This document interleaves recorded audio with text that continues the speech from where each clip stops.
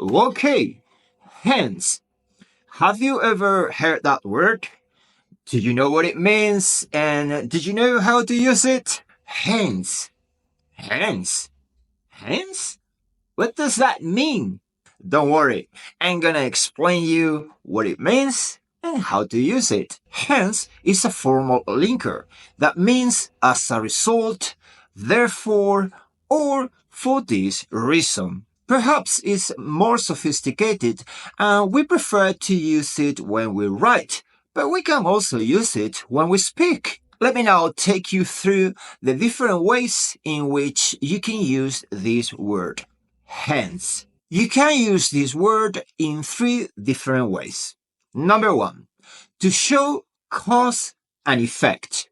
Number two, to indicate a future consequence. And number three, to mean from now or from a certain time. Now it's time to give you some examples. Cause and effect. He was the most qualified candidate. Hence, he got the job.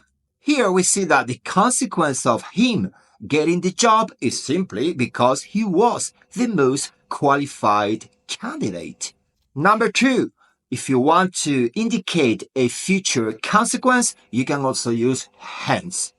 Example, the company is expanding, is growing, hence the need for more employees. Finally, use number three to mean from now on or from certain time. For example, the project will be completed in 2 years, hence the project will be completed in 2 years from now.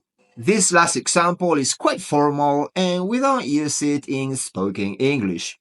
There you go. Those are the three uses of the word hence. I hope you enjoyed the video. If you did so, don't forget to subscribe, hit the like, share the video, and hit the bell so you can get notified every time I upload new content. Until next time, bye!